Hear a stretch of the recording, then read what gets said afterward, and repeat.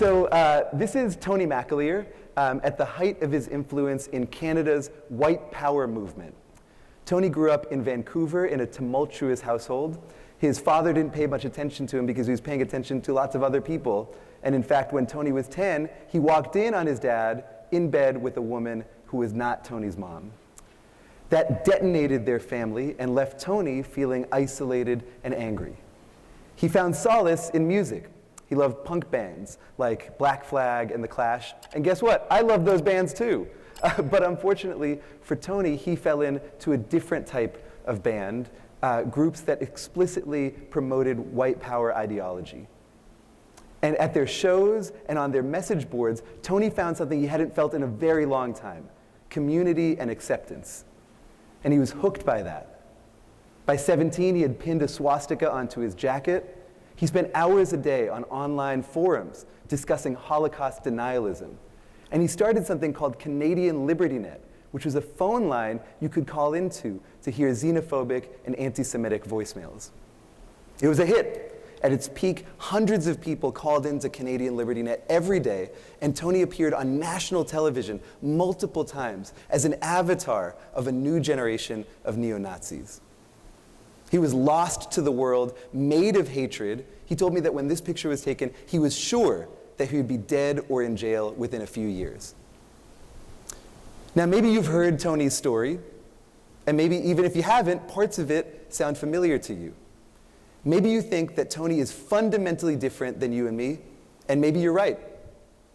Thankfully, most people from broken homes don't end up in hate groups. But I would argue that if Tony was psychologically sick, then his illness is not as rare as we might wish it to be. I think a lot of us have noticed that as our culture feels more stressed, more divided, almost coming apart at the seams, that we as individuals too are feeling like it's harder to connect with each other. Maybe we're feeling angrier. Maybe we're feeling more isolated. Maybe we're even feeling more hateful. I've studied empathy for the last 15 years, and I think Tony's descent into hatred is emblematic of why it's become harder for us to connect with each other. But I also think that his escape from this life provides clues about how any of us can learn to empathize better. These are the two ideas in the War for Kindness, and those are the two ideas I want to talk about today. But in order to do that, we have to start at the beginning, like way back at the beginning, let's say 50, 60, 70,000 years ago, to a time when people really weren't that special.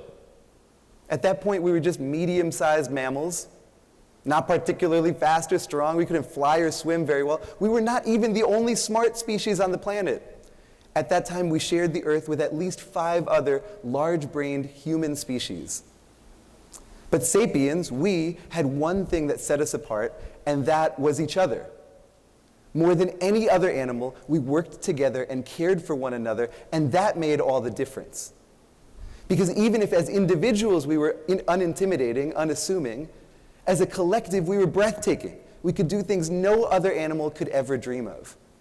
It was by working together that we took over the world. But what allows us to work so well together?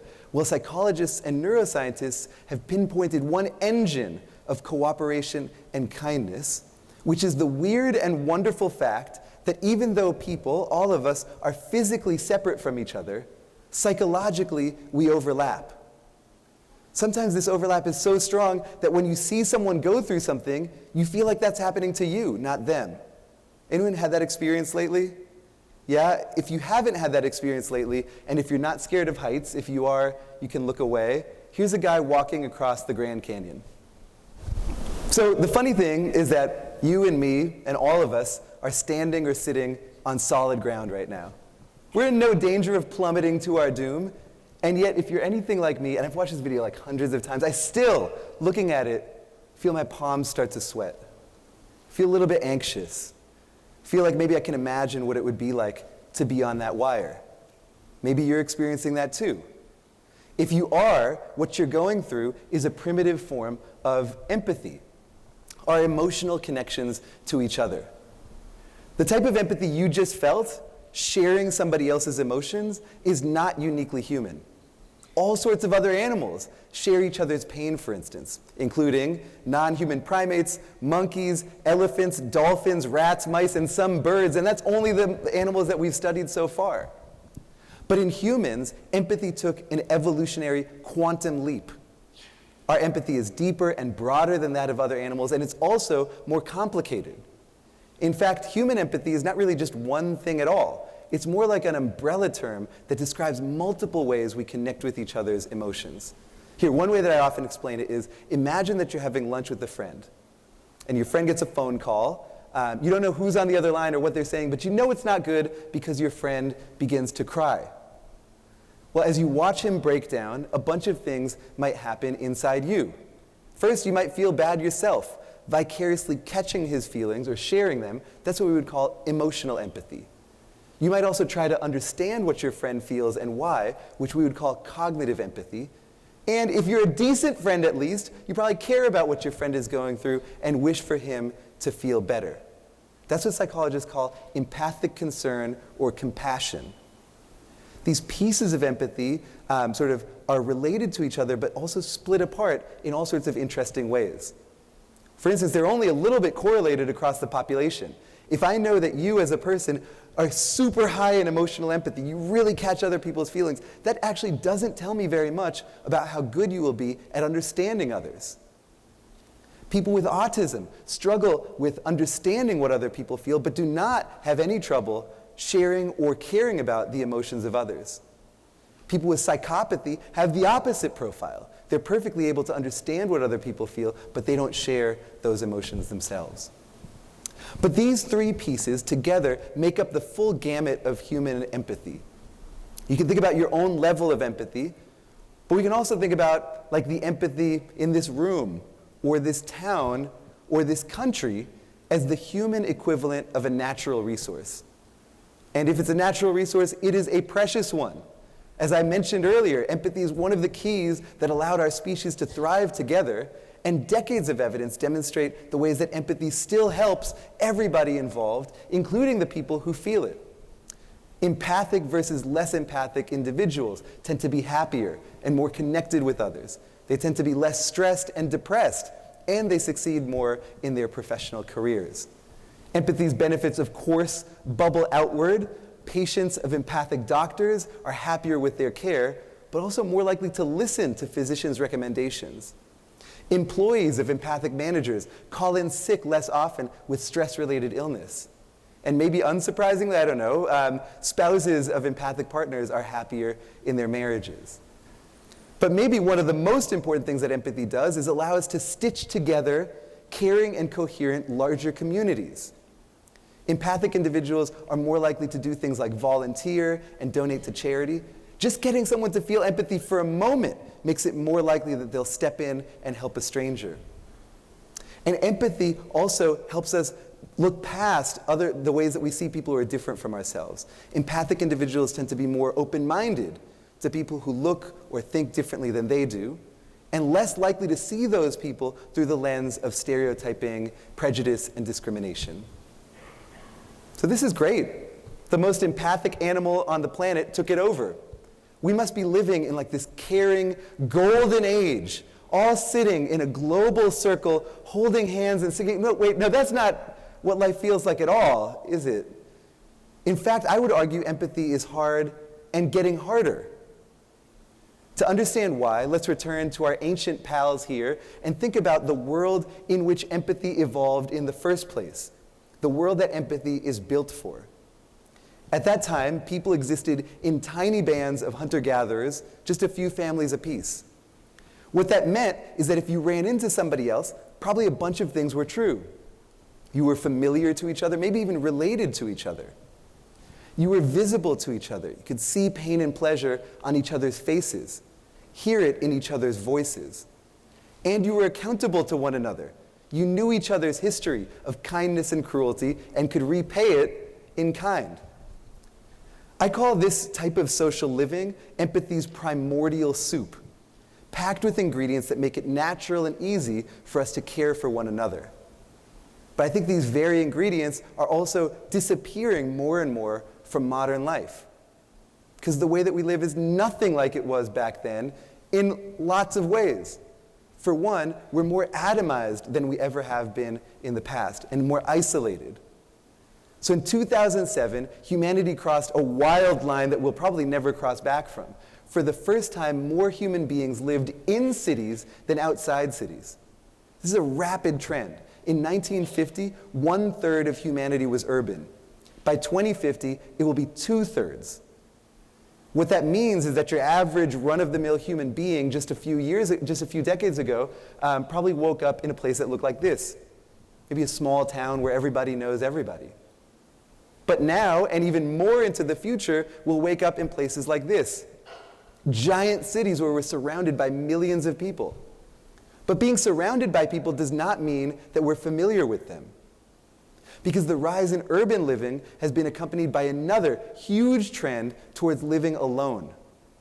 More people live alone than in any time in human history, and it's especially true of young people.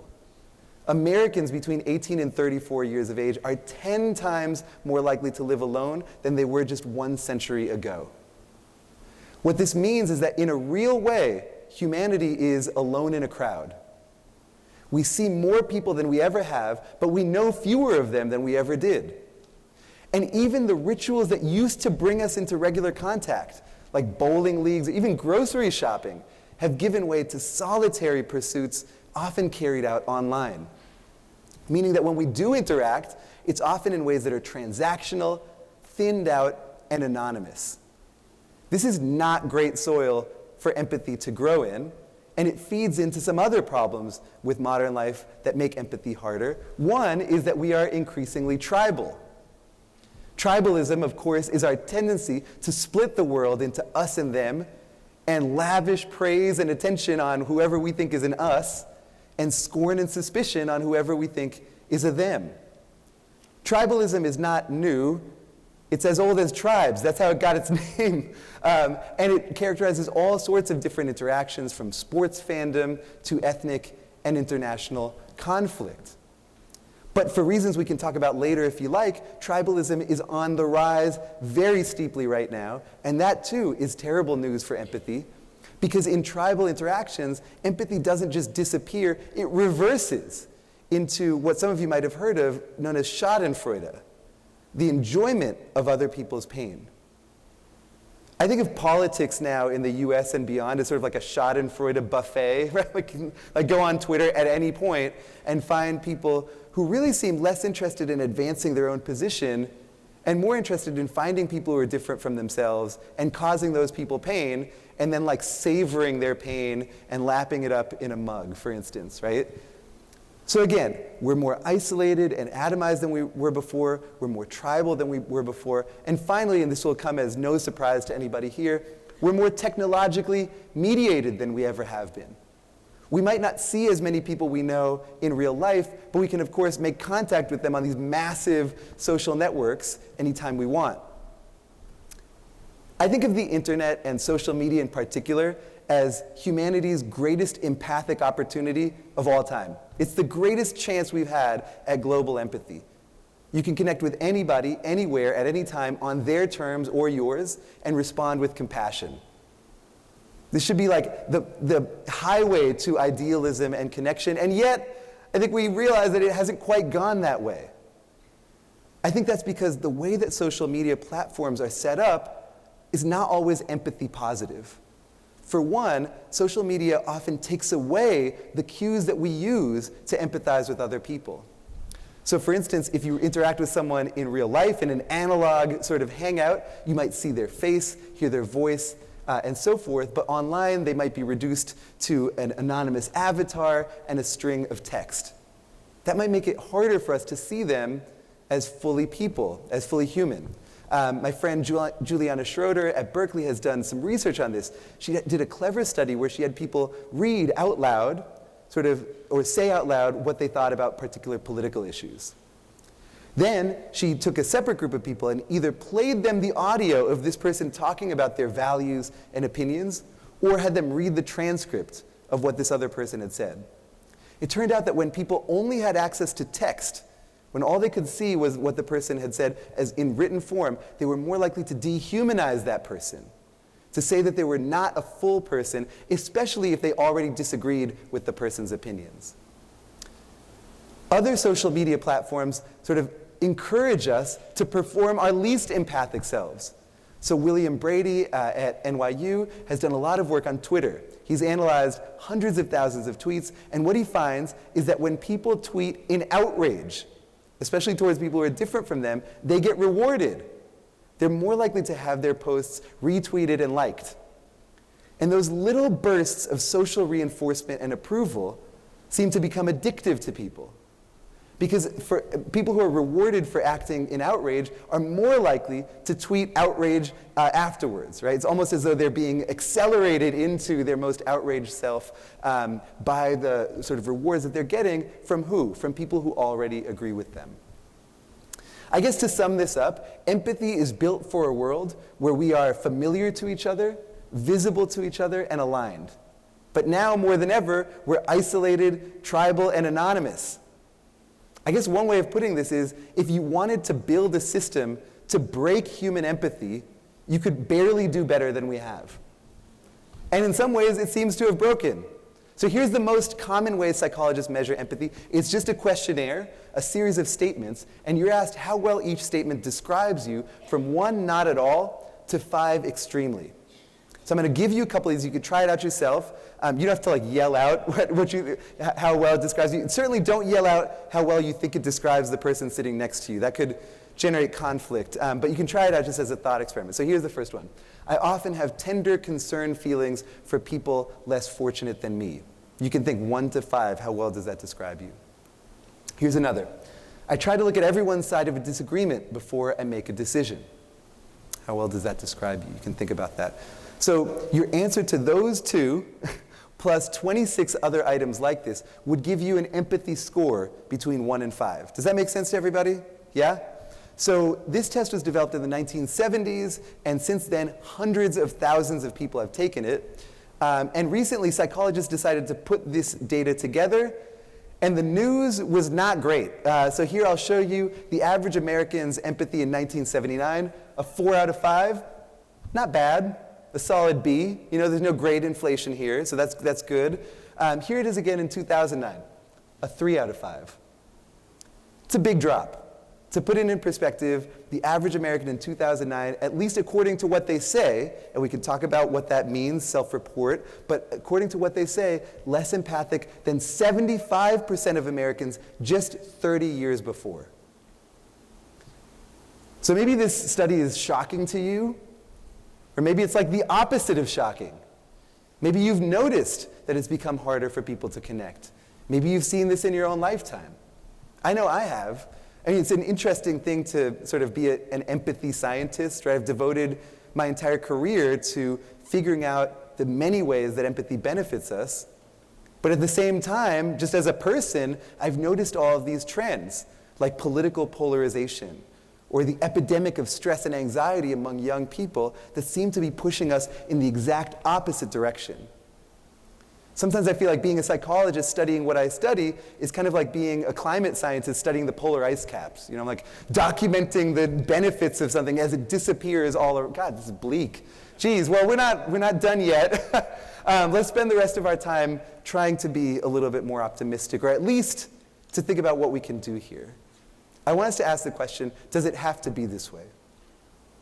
Must we accept that as our species becomes more urban and more technological, which it will, that we must also become more callous, crueler, and less connected? Or can we fight back? Is there something that we can do to push back against these trends and reclaim our common humanity and regrow our empathy? I think the answer to that question requires us to first answer an even more basic one. Can we control our empathy at all or not? I think that the sort of party line here, the sort of inherited wisdom from psychology and neuroscience for a long time was no. We can't change how empathic we are. We can't control our empathy because it's a trait, something that's coded into your genes and hardwired into your brain, something that's just part of you. I call this the Roddenberry hypothesis, and I'm afraid that at this point I have to out myself as just a massive dork. But here we go. So I call it this because Gene Roddenberry enshrined this idea into the characters of the greatest television show of all time. It's Star Trek: The Next Generation. Anyone ever seen this show? It's like so ancient now. Thank you, Lonnie. Thank you, Tim. It only takes one. I will keep on showing this image and talking about Star Trek until nobody has heard of it. I will be, and they're rebooting it, I think, so I think I'll be safe for a while. Anyways, we're really doing this. So the ship's counselor, Deanna Troi, is known throughout the galaxy for her high levels of empathy, right? She immediately feels what other people around her feel, and as a result, knows exactly what they're going through.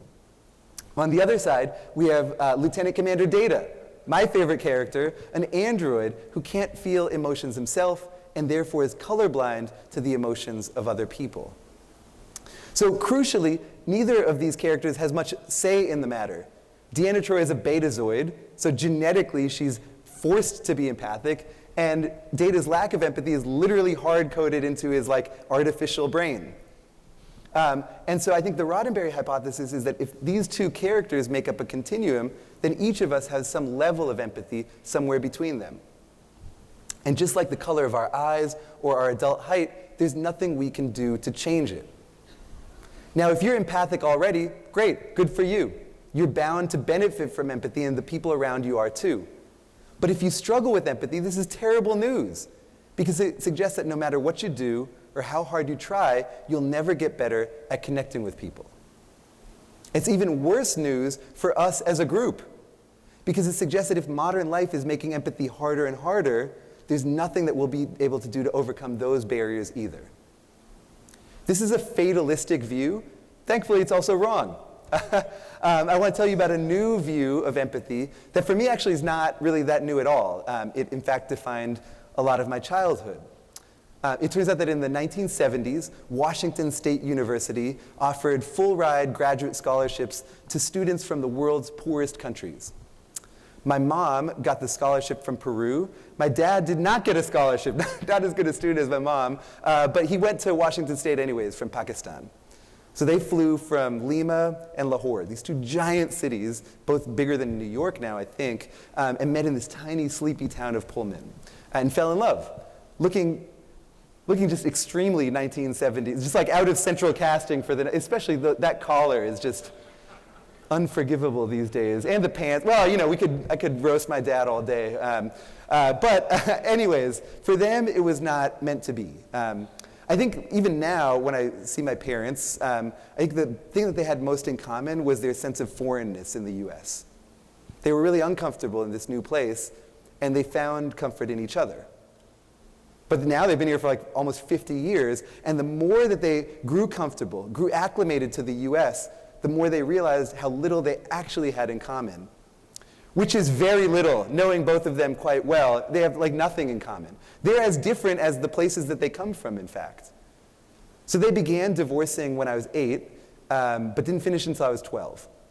And this was not one of those amicable ones. It was a very tough one, and I'm their only child.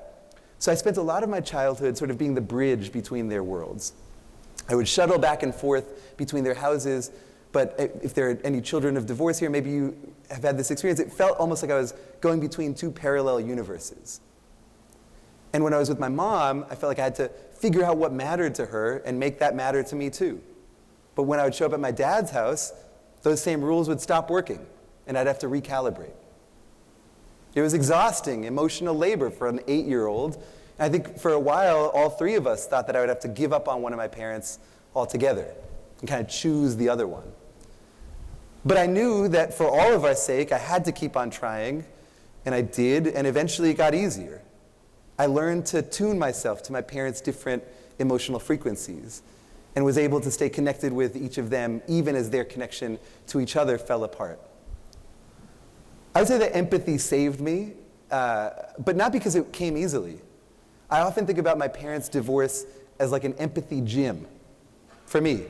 Right? It forced me to work at care and understanding. Why? To survive, to have a family.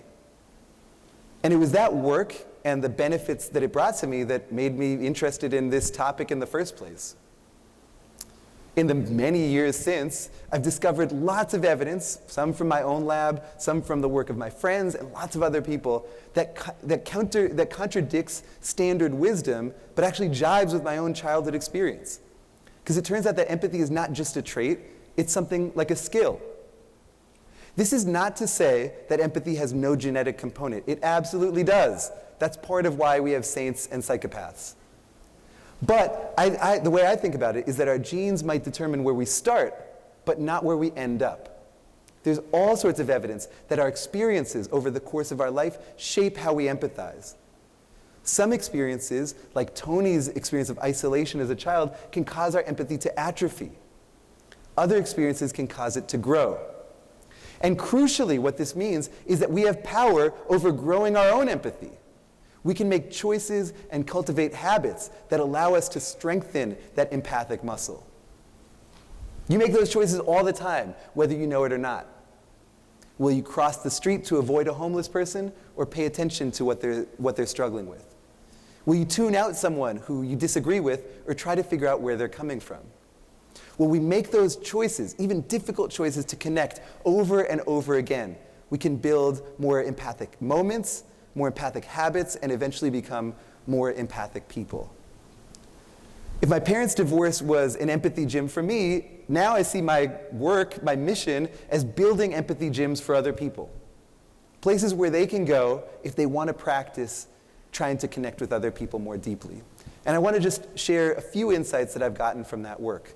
The first is that if you want to cross boundaries between us and them, you can begin by returning to you and I. One of the unfortunate things about tribalism is just how much it kills our curiosity about other people. When we see someone as just belonging to a group that we despise, we don't care about who they are as an individual. We just stereotype them. But of course, stereotyping is really hard to do close up, because people are super complicated, and no one can be reduced to just one part of their identity. What this means is that the closer that we get to other people who are different from ourselves, the easier that it becomes to empathize with them.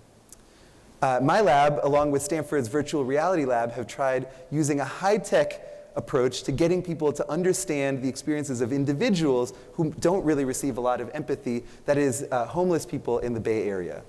So we created a virtual reality simulation where people could imagine what it was like to become homeless. And it takes them through a couple of scenes. I'll show you what that looks like. So in one scene, this person's been evicted from their apartment. They're trying to sell furniture to make ends meet. In a second scene, they are in their car, which then is impounded. And then in a final scene, they've taken to a local bus line for shelter. And I should say that all of these scenes were drawn from interviews that we conducted with homeless individuals in the Bay Area. This is a short simulation, 15 or 20 minutes, but it had long-lasting impact. Even a month after going through it, people who went through this virtual reality simulation compared to folks in a control condition were less likely to dehumanize homeless individuals and more likely to sign petitions in favor of affordable housing in the Bay Area, which is like a big topic where I'm from. Thankfully, though, you don't need like an Oculus Rift in order to understand what someone who's different from you's experiences are like. There's all sorts of evidence that low-tech approaches allow us to connect with individuals who are different from us and build empathy for their groups. Reading fiction or attending theater, whose characters are different from us, builds empathy for real people. Exercises where we imagine the experiences of someone who differs from us likewise can build empathy, not just for that individual, but for the group from which they come. But maybe the best way to get to know the experiences of individuals who are different than us is to get to know individuals who are different from, they're all around, it's easy. You can just find someone who's different from you and talk with them. It's really not that hard, although sometimes people tend not to do it. This is what psychologists call contact theory. The idea that as we really form close social bonds with people who are different from us, stereotypes, prejudices melt away. Again, because they cannot withstand the full lived experience of a human being. In fact, it's contact with someone different from him that allowed Tony to escape from the life of hatred that he was lost in. A few years after this picture was taken, Tony met a man named Dov Baron, who he didn't realize at the time was Jewish. Tony and Dov became friends, And at some point in their conversation, Dov mentioned that he was Jewish, and Tony decided, well, I should just admit who I am. And so he admitted to his past anti-Semitic behaviors. He fully expected that Dov would punch him, curse him out, or leave the room. But he didn't. Instead, Dov showed Tony compassion. He said, "That's what you did, it's not who you are. You're better than that, I see you." So let's just be clear that Dov did not owe that to Tony. None of us owe empathy to people who would have us or people like us destroyed. But Dov's choice in that moment to show Tony empathy changed Tony's life fundamentally. In one moment, Tony understood that his sense of worth didn't have to be bound up with being part of a group and hating everybody who was not part of his group. It cracked him open. He spent the next hour with Dov weeping and was set on a path to reform that day. And he didn't just reform himself, he reforms other people too. Here's Tony more recently, along with his colleagues in 2011, he formed a group called Life After Hate. Life After Hate is led by former hate group members who now help other people sort of extract themselves from that terrible life. They receive thousands of calls a year from hate group members and their families, and they teach these people that although hatred buries empathy, it doesn't kill it. And one of the best ways to get it back is to remember to connect with particular individuals instead of thinking of each other as just members of groups. The second insight that I want to share with you is that care is contagious. I mean, lots of things are contagious, the flu, but no, a lot of psychological things are contagious too, because human beings are like by far the most conformist animal on the planet. We like do and dress and think and feel the way that other people around us do, and that can be awful. For instance, when bullying or drug addiction or racial bias propagate through our social networks like a virus. But the good news is that positive behaviors are just as contagious as negative ones. In my own research, I found that when people believe that others around them are empathic, they're more likely to feel empathy and act kindly themselves than when they believe the people around them are unempathic.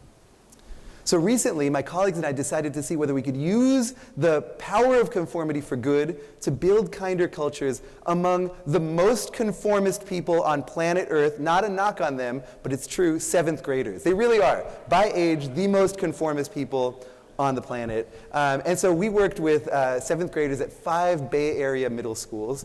And one group of these students, we worked with about 1,200 of them, one group of these students we put in a condition that we called an empathic norms condition. What does that mean? It means that we tried to convince them that empathy is cool. Really, we did. We started by showing them a video. I'm going to try to show you a little piece of it here. Right, so after showing them this information, which is accurate, by the way, it is true that 7th graders who are empathic end up becoming more popular and more connected. So we showed them this evidence, and then afterwards we asked students to tell us why they valued empathy. They wrote down their answers, then they left. And then we collated all their answers. Why? So that when they came back to school, we could give them a brochure of all their friends and classmates saying why they valued empathy. In other words, we were pointing them towards a real social norm all around them. Maybe one that they hadn't realized was there all along. A desire for kindness and connection among their peers. After we showed them that brochure, we asked students to then stand for their grade, to tell us why how people in their grade felt about empathy, and they took to this really well. Here's one sample response from a student. He says, "People in my grade feel very strongly about empathy. It's really important to value empathy, and I can see that many people in my grade value it a lot," smiley face emoji, which I think is the most enthusiastic a 7th grader has ever been, at least towards me, or anything that is related to me. So students telling us that they value empathy more. Did they actually value empathy? Did they actually act empathically? Well, to test that, we returned to these schools 2 months later. And we asked students to nominate people in their class who were nice. Kids who did favors for other students or seemed to be caring. And what we found is that students in our empathic norm condition came to believe that empathy was more popular among their peers, and that in turn predicted that they acted kindly. Not that they told us that they were acting kindly, mind you, that their peers told us that they were acting kindly, which we take to be a more trustworthy measure. So to us, this is like an optimistic finding. I think it goes way beyond the scope of education, though. Because I think that oftentimes in our culture, the loudest voices we have are not the kindest. Think about these 7th graders. Maybe before this study, they were paying more attention to, I don't know, a bully in their classroom than some of the nicer kids. And turn on cable news, and you see some really extreme, really loud, really unkind voices. Go on Twitter. You can pick any of your favorite loud, mean people there. These folks might not represent the majority, but they take up so much airspace that it's easy to confuse them for the majority and think that, well, gosh, if I want to be part of this class, if I want to be part of this city, if I want to be part of this culture, I need to fall in line. That's unfortunate, but it's not irreversible. I think this is an especially important message for leaders anywhere. Like if you lead a family or a team or a town or a company or whatever. Because the behaviors and experiences that we elevate, that we highlight, that we make loud, also become sticky and contagious. This is one thing that I always tell people. Make your empathy loud so that other people can see it and so that other people can come towards it. So the last message that I want to leave with you is that simply understanding that we can build empathy is the first step towards doing so. And here I want to tell you about work from, I think many of you probably know, my friend and colleague Carol Dweck. I'm sure some people here know about the idea of mindset, right? Maybe everybody, but in case anybody doesn't, this is simply the idea that our beliefs about ourselves shape the way that we face challenges. Carol most famously found that children who believe that intelligence is a fixed trait shy away from challenging intellectual problems because they find them sort of threatening. Whereas children who think intelligence is a skill that they can work on instead embrace those challenges as an opportunity for growth. When I got to Stanford, Carol and I decided to see whether the same would be true of empathy. We didn't just measure what people believed about empathy, we tried to convince them different things about empathy. So we had, in this one study that I'll show you, we had people read one of 2 essays. The first, Empathy Like Plaster, is pretty stable over time, was meant to convince people that empathy is a trait, that you can't change it. The other essay, Empathy is Changeable and Can Be Developed, obviously was meant to convince people that empathy was a skill. After they read one or the other of these essays, we put these folks through an empathic obstacle course, full of situations where care and understanding aren't always as easy. And what we found over and over again is that people who we had just convinced that empathy was a skill worked harder at it. For instance, they spent more time listening to the stories of someone of a different race than themselves. And they spent more energy trying to understand the opinions of someone they disagreed with politically. This to me is, again, another optimistic finding, but also a slightly ironic one. I've just told you that sort of the party line in psychology and neuroscience for a long time has been the Roddenberry hypothesis, the idea that empathy is a trait. It turns out that that belief is not just wrong, it's also toxic, because it can discourage people from trying at empathy even when doing so would help them grow. So I hope that by now you realize that empathy is a skill and realize that you have the opportunity, and I would say the responsibility, to not just empathize in ways that are easy for you, but rather to point your empathy in ways that match your values. And that's what I want to close with. I think let's return one more time to our ancient friend here. Yes, his world was different from ours in ways that maybe made empathy easier. But his world was different than ours in like lots and lots of different ways. For one, he probably had to expend lots of energy just to get enough calories to survive. And as a result of evolving in that environment, human beings developed tastes for calorically dense foods like fat, sugar, and salt. Those same instincts are poorly calibrated to the modern world because nowadays we can sort of live pretty sedentary lives and we're surrounded by calorically dense foods all the time.